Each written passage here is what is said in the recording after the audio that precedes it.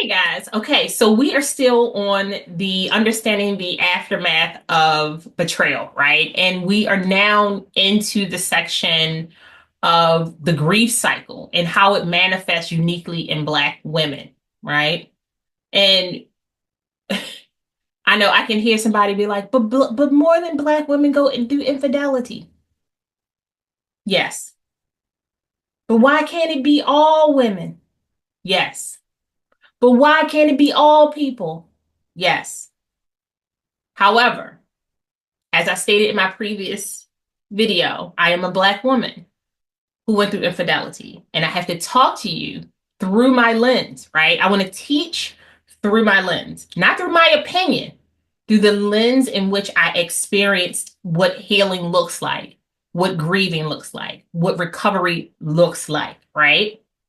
And because it's such a complex and deeply personal journey, I need us to understand that not only are we influenced with regards to healing by culture, history, and societal factors, right? What is normal in your culture? What is normal within the history of not only your family, but your community? Outside of that community, your church. Outside of your church, your job. Outside of your job, the rec center. Will you play basketball? Will you play volleyball? Will you get your nails done? What side of town you come from, the town that you come from, the people that you know, the influenced people that you know, right? Because when you are trying to manifest a healing spirit, you have to understand that you have to foster the broken things in you. And some of the broken things in you are based on what you were led to believe, based off of cultural, historical, and societal norms within your community, within your area, right? So I always try to look at grief through the five stages. And I look at grief through the five stages because when I initially started doing research on grief, I just thought to myself, well, don't everybody grieve the same way? And then when they was like, no, there's more stages to grief than just like I'm mad. It's like stages to grieving. And I said, you're gonna have to prove it to me because you got to prove because I don't believe. All right. Because it's I call bullshit. I don't believe you, right? But there's a different way of grieving depending on how you were raised.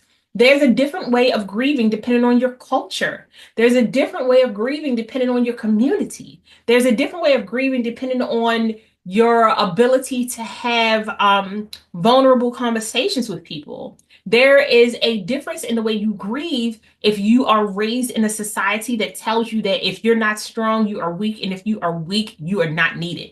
Like, think about what we're going through, people. We're grieving. A lot of us are grieving, right? And this is what I need us to understand. So when we're talking about infidelity and the uniqueness of a Black woman and the uniqueness of Black culture and the uniqueness of a Black society, I need us to understand that anger and grief shows up and it manifests itself in Black women very differently. It's the same that it manifests very differently in stress. It manifests itself very differently in depression, right? So first we want to talk about denial. I was in denial for a long time. I'm not gonna lie. I was in denial for a long time, right? Not only have many Black women been conditioned to suppress emotions due to societal expectations of us being more like stronger and more resilient. Bitch, I just wanted a hug. I wanted somebody to tell me that it was going to be okay. But I didn't know how to ask for that and not get called like, oh my God, why are you so needy? You need to get yourself together. You need to be stronger than that. You want somebody to see you weak like that? Oh, that helped. That really helped me out. That helped me shut up for some years, right? And then that many of us are told to push through the pain. Prioritize responsibilities over your own emotional needs. Has anybody heard that before? Okay. And denial often appears as over functioning, over continuing, over learning, overspending, overbuying, while ignoring the suffering that you're going through. Does anybody need a tissue? Because you don't gotta read me like this. Not at all, right? But then we take a little scroll over to anger, right?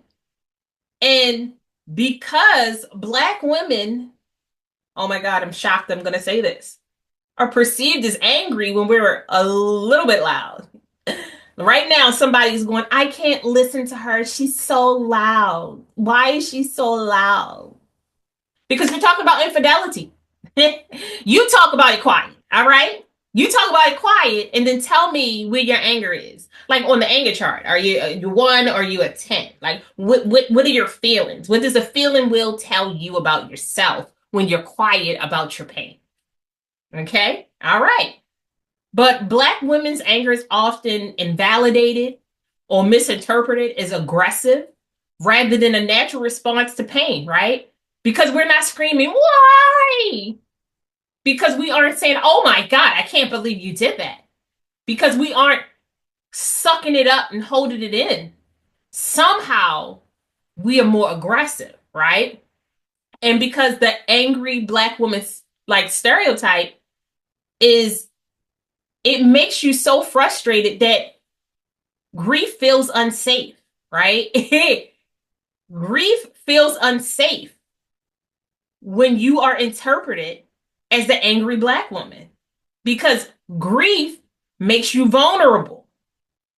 Grief gives you permission to feel your emotions 100%, right? And if you are an expressive person, if you are a boisterous person, if you are an emotionally charged person, if you are a person who needs to get your emotions out in different ways, people come to suppress that, right? They're like, hey, you're a little bit loud. You need to be quiet. Hey, you're talking about infidelity. You need to be quiet. Hey, why are you so sad? You need to be quiet. Hey, we don't talk about that in this household. You need to be quiet, right? And then anger can also be directed, like redirected inward. So now I can't grieve outwardly. So what do I do? What do I do? If I can't grieve outwardly, where does the anger go? I'm going to raise my hand. In here. Okay? The anger goes in here, right? It goes inward. And then it manifests itself as self-doubt, self-criticism, overworking yourself, working to prove your your worth, getting another degree, buying another house, buying another car, getting another relationship, having another child, getting a new best friend, moving across the country, right? And I'm not saying that any of those things aren't great for you in a good context, in a healthy context. But how many of us got a degree when we went through infidelity? How many of us went back to school when we went through betrayal? How many of us got a better job? Now, I'm not saying that infidelity won't make you boss up. You'd be like, I gotta make some better moves for myself because the hell is happening out here. You go ahead. You can leave me. You feel like Tina Turner. Like, my name is Tina Turner. I don't have nothing right now. But I promise you, if you let me have this room, I will pay you back. That's how I feel that we're betrayed all the time. Instead of people who just want to go into a closet, shut the door, and just rage, right? You're not allowed to do that because that's not allowed. And then we get into this really uncomfortable stage that just makes me want to fight every day, right? We get into this bargaining stage. Baby, right? This stage sometimes it like involves earning love, earning respect, um, closure by fixing things, over explaining things, or overcompensating, right? So I went through this thing. I went through betrayal. I went through infidelity. Oh my God, maybe I can be a better wife. Maybe I can get my hair done more. Maybe I can go to the gym more. Maybe I need to lose weight. Maybe I need to gain weight. Maybe I need to bring more money in. Maybe I can love you more. I can love you more. I can love you more. I can love you more. Hmm. Why? Why do I need to love you more? Right? Like, why do I need to love you more if you are only going to disrespect me more? And why am I stretching myself to the end of my limits when you've proven that you will disrespect my limits, right? And then we try to figure out how to pray it away, right? We try to figure out how to scripture it away. We try to figure out how to replace the bargaining, the denial, and the anger with scripture, with church, with divine intervention, right? With being stronger and doing better. Because if I had done better, if I had been stronger, if my faith had been stronger, if I would have prayed more, if I would have fasted more, right? We get into the space where we start really internalizing what we should have done more of instead of realizing that the betrayal was in that person's character. Because if they weren't going to do it, they were not going to do it. And I just need us to get a hold on that, right? And then we have these feelings of guilt, right? That they surface at family functions when somebody says, "Oh, you couldn't keep a man? You you put on a lot of weight because maybe that's why he who who maybe you should just take them back and you can pray on it because if you really believe in marriage, maybe who who mm, mm-hmm, which then takes us into depression.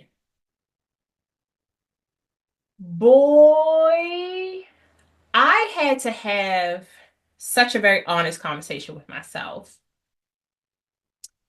when I thought that I was handling my depression well. Because depression will treat you like the bestest spouse you never had, right? It will put you into delulu. Nothing's wrong. Everything is good. This sadness is okay. Now, add into that what grief induced depression in Black women looks like, right? It's often overlooked due to the expectation of consistent resilience, being stronger, being more respectful, being a better servant, right? And then many are socialized to just push through without any kind of support, right? You go to church on Sunday, you go to women's Bible study, you go to talk about infidelity, pull you back, they give you a couple scriptures, pray over you, send you home. You got 6 days by yourself to go through depression to figure it out, right? Without any support. You have 7 days by yourself without any friendships. You don't feel safe going outside and talking about it. It's not normalized to have conversations about infidelity. You don't want to make other people feel sad at the table with you, right? So you don't talk about it. You also feel ashamed that it happened to you because nobody has told you that when infidelity happens, it's not your fault. Asterisk. Whoever told you that it was your fault you need to really think about the relationship that you have with them and what internalized suffering looks like through depression, right? In Black women.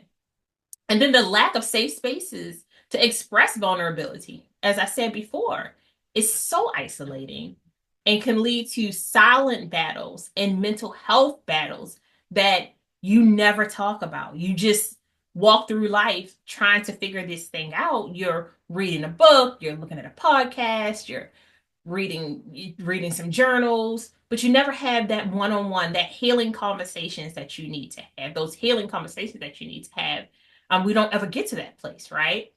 And then we get to acceptance. That's the last stage in grieving. I want to tell you that all these stages can absolutely be put into a bucket, spent around, and come out in different ways, right? You can literally stumble from denial to bargaining, back to denial, back to bargaining, to depression, from depression, back to bargaining, to denial, get to acceptance, make a right, back at denial, right? But we have to get to a place where acceptance doesn't mean that you're over it. It means that you just embrace the new reality that we're in, right? You're integrating the loss into your personal growth. Nobody wants to do this, but especially doing infidelity, you have to really work on not getting over it and accepting the reality that it happened, right? Cognitive dissonance, the reality that it happened, and then what was in your head, the idea of the relationship that's in your head. And then often it involves reclaiming your self-care, finding your tribe, learning how to unlearn beliefs that you have to be this strong woman in order to carry this thing, right? You have to carry this pain in silence. You are not allowed to lean on anybody. And that healing from acceptance is really healing in collective spaces, experiences that, people that validate your experiences and that honor your emotions. They create safe pockets for you to cry. They create safe pockets for you to laugh. They create safe pockets for you to feel joy. They create safe pockets for you to be insane for moments, right? They create safe spaces for you to have rage, healthy rage, and then break down and then help rebuild you up into the person that you are absolutely built to be, right? And that's why when I talk about grief, when people hear grief, they're like, I don't want to, you do want to, you want to grieve. You want to get it out. Grief is like one of the strongest emotions that help you pivot in your life, right? Because grief isn't always, the end of grief isn't always darkness. Sometimes you have to grieve the loss of something that you thought you really needed in order to open the door to something that you absolutely deserve. And that's where we are here. But I want us to also understand the cultural and social layers that impact grief in Black women, right? The strong Black woman trope, the intergenerational trauma that we go through, the spiritual and faith trauma that we go through, the community healing and sisterhood that we are sometimes prevented from being a part of, right? Because healing often happens in communal settings. Healing through conversations. That's what my podcast is about. It's why I love to talk to people about the things that they've gone through. It's why I advocate therapy, community, sister circles, cultural traditions that help you uplift and emphasize the collective support. And then I want us to really look at and ask questions about why we aren't allowed to have these in-depth conversations in our spiritual environments, right? I want us to ask ourselves questions about why our families bury grief and trauma. I want us to ask ourselves questions about why we are pressured into being strong Black women, right? We have to ask ourselves these questions in order for us to unleash another level that allows us to grieve in a healthier space. And then I want us to think about what healing strategies work best for us, right? First, we're breaking the silence. This conversation is a healing conversation, right? And then we want to learn how to walk with, stand with, connect with community and sisterhood in safe spaces, right? Learn how to be self compassionate, practice learning how to be self compassionate, look for therapeutic support that is culturally competent. Culturally competent. And what I've learned through the lens of culture is that you have to look at every aspect of one person's life, right? You could be a Black woman who grew up in Dallas, who loves cattle, who lives on a cattle farm, who played softball, who was raised in a military family, who's moved quite a bit, right? Your culture looks different than a Black woman raised in DC, lived in the city all her life, walked everywhere, never rode any, never had to ride a car, is used to the train and the buses, may have done debate. It's two different cultures. Yes, we're Black, different cultures that we grew up. There's a connectiveness of being Black women. But when we're talking about culturally competent, we have to remember, is one of these women Muslim? Is one of these women Christian? Is one of these women atheist? Right? How do we address that? What do we talk about? Does one person have a child? The other person never had kids? Was one person in a relationship? Did they never have a relationship? Cultural competency. And then we want to honor rituals. We want to honor the ancestors' rituals and legacies in a healthy way. We want to rebuild those legacies, the rituals, storytelling, um, figure out ways to ground ourselves, to find guidance from history, from our ancestors, from our ancestry, but in a healthy way, not a toxic way. And I think that that by itself is so hard to do sometimes because a lot of us are so afraid, and we've been raised to be afraid of ancestry. We've been raised that if we don't respect what our ancestors did for us or did to us, somehow we invalidate what they had to go through in order to get where they were. But the great thing about intergenerational trauma and breaking intergenerational curse is that you can always rewrite a story, and you can add in positive, healthy ways to communicate, find boundaries, to heal, and to find community, right? And I want us to remember that grief is not an individual journey, it's a collective one. When you grieve, everybody that you touch grieves with you in different ways.